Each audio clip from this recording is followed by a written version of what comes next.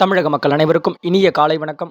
March 17 செவ்வாய்க்கிழமை சரியாக காலை 7 மணிக்கு இந்த வானிலை அறிக்கையானது பதிவு செய்யப்படுகிறது. அதிகாரப்பூர்வ அறிக்கைக்கு இந்திய வானிலை அறிக்கையை பார்க்கும் இது உங்கள் ஏஜேஎஸ் வெதர் அப்டேட் சேனல். நம்ம சேனலுக்கு யாராவது புதுசாக இருக்கீங்கன்னா கண்டிப்பாக சப்ஸ்கிரைப் அண்ட் லைக் பண்ணிட்டு பாருங்கள். தமிழகம் மற்றும் புதுவையில் கடந்த 24 மணி நேரத்தில், அதாவது கிடைக்கப்பட்ட தகவலின் அடிப்படையில் நம்ம இதை சொல்ல போகிறோம்.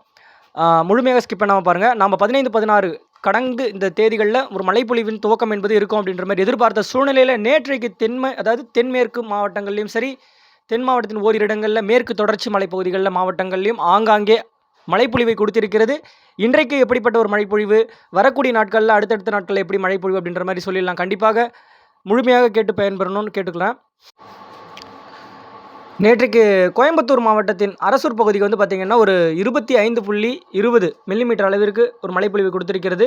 திருப்பூர் மாவட்டம் ஈச்சிப்பட்டி 22.80, ஈரோடு தீக்கனாரை 15.20, கோவை மாவட்டத்தின் சோமனூர் 13.60, திண்டுக்கல் மாவட்டத்தின் கொரிக்கடவு 12.40, திருப்பூர் மாவட்டத்தின் பூலாவாடி 11.60, அடுத்தபடியாக மதுரை மாவட்டத்தின் கல்லுப்பட்டி 8, மதுரை மாவட்டத்தின் எழுமலை 7.2, மதுரை மொத்தகம் 7.2, ராமநாதபுரம் மாவட்டத்தின் அப்பனூர் 7.20, கோவை மாவட்டத்தின் கொல்லம்பட்டி 6.80, நீலகிரி மாவட்டத்தின் மசினக்குடி 6.80, நீலகிரி மாவட்டத்தின் கள்ளம்பாளையம் 6 மில்லிமீட்டர், ராமநாதபுரம் மூக்கையார் 5.20, விருதுநகர் மாவட்டத்தின் பகுதி அமத்தூர் 5.20, திண்டுக்கல் மாவட்டத்தின் ஐயம்பாளையம் 4.40, இப்படி ஈரோடு, திருப்பூர், கோவை, நீலகிரி போன்ற ராமநாதபுரம் தென்கடலோரத்தின் போன்ற பகுதிகளிலும் ஆங்காங்கே அப்படின்ற மாதிரி ஒரு லேசான மழைப்பொழிவை கொடுத்திருக்கிறதுன்னு சொல்லலாம். இன்னும் மிக லேசான மழைப்பொழிவும் சில இடங்களில் ஆங்காங்கே அப்படின்ற மாதிரி தென்பட்டு இருக்கக்கூடிய ஒரு சூழ்நிலை. இன்றைக்கு பார்த்திங்கன்னா அந்த பரப்பை விட கொஞ்சம் சற்று கூடுதலாக இருக்கக்கூடிய ஒரு அமைப்பு என்பது தென் மேற்கு பகுதிகளாக இருந்தாலும் சரி, கர்நாடக எல்லையோர மாவட்டங்களில் நம்ம எதிர்பார்த்தது அப்படின்ற மாதிரி. இப்போ இந்த சூழ்நிலை இந்த வானிலை அமைப்பு எப்படி இருக்குது அப்படின்னு பார்த்துருவோம். நிலநடுக்கோட்டு ஒட்டிய பகுதிகளில் ஒரு சுழற்சியானது கிட்டத்தட்ட சுமத்ரா தீவு, இந்த தாய்லாந்து வளைகுடா இடைப்பட்ட பகுதிகளில் நிலவக்கூடிய ஒரு சுழற்சி, ஒரு வெளிந்த சுழற்சின்னு சொல்லலாம் அந்த இடத்துல.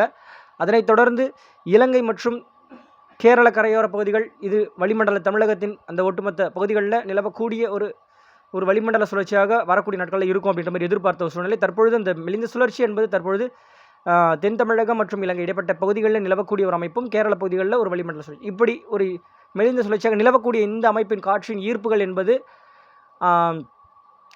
நம்ம வடகிழக்கு மாநிலங்களில் இப்போ தற்பொழுது நிலவக்கூடிய அந்த ஒரு சுழற்சிக்கும் அந்த காற்றின் ஈர்ப்புகள் செல்லக்கூடிய ஒரு அமைப்பு என்பது எப்படி இருக்க போகுது அப்படின்னா, தற்பொழுது கிழக்கு காற்று அலைவுகள் என்பது பசிபிக் பெருங்கடலிலிருந்து இறங்கி நமக்கு அந்த தாய்லாந்து வளைகுடா மியான்மர் பகுதியை ஒட்டிய பகுதிகளில் இருந்து அப்படியே நேர் கிழக்காக வரக்கூடிய அந்த அமைப்பிலிருந்து வடகிழக்காக செல்லக்கூடிய ஒரு அமைப்பில் அளவான கிழக்கு காற்று என்பது தென் தமிழகத்தின் இடைப்பட்ட பகுதிகளிலும் இலங்கை மீது ஏறி வரக்கூடிய ஒரு சூழ்நிலை.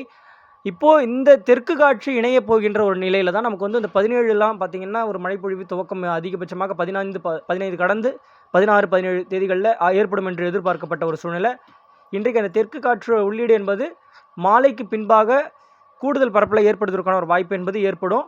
அப்போது இன்றைக்கும் பார்த்திங்கன்னா மேற்கு தொடர்ச்சி மலை ஒட்டிய பகுதியில் நேற்றை கொடுத்திருக்கிறது இல்லை, அதே போல் இன்றைக்கு ஆங்காங்கே அப்படின்ற மாதிரி சற்று கூடுதலாக தென் மாவட்டத்தின் பகுதிகளில் ஓரிரு இடங்கள்லையும், குறிப்பாக தென்மேற்கு பகுதிகளான பகுதிகள், விருதுநகர் மாவட்டத்தின் பகுதிகளில், மதுரை உள்ளிட்ட மாவட்ட சுற்றுவட்டார பகுதிகளிலும் சரி ஆங்காங்கே அப்படின்ற மாதிரி இன்றைக்கு வாய்ப்பு தெரிகிறது.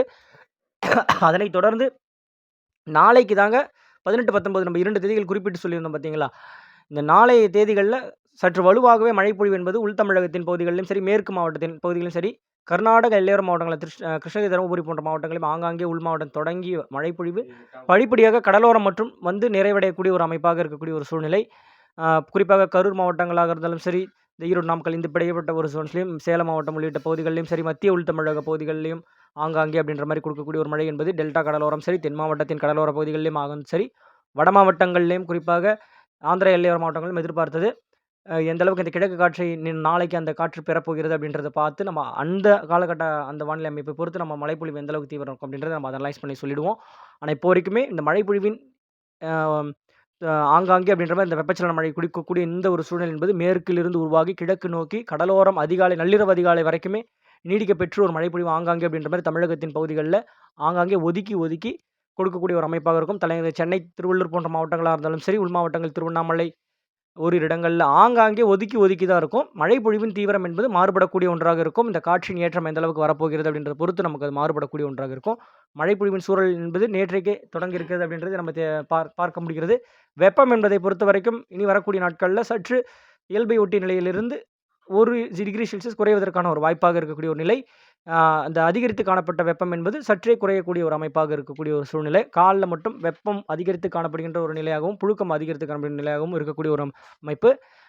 நீண்ட நாட்களுக்கு பிறகு சில இடங்கள்ல மழைப்பொழிவு ஏற்படக்கூடிய ஒரு இடமாக இருந்தால், கண்டிப்பாக அவர்களுக்கு காற்றுடன் கூடிய இடிமழையாக இருக்கக்கூடிய ஒரு சூழ்நிலை என்பது தென்படக்கூடிய ஒன்றாக இருக்கும். வானிலையில் ஏதாவது சிறு மாற்றங்கள் இருந்தாலும் நம்ம உடனுக்குடன் அறிவிக்கலாம். வானிலையோடு இணைந்திருங்கள். நன்றி, வணக்கம்.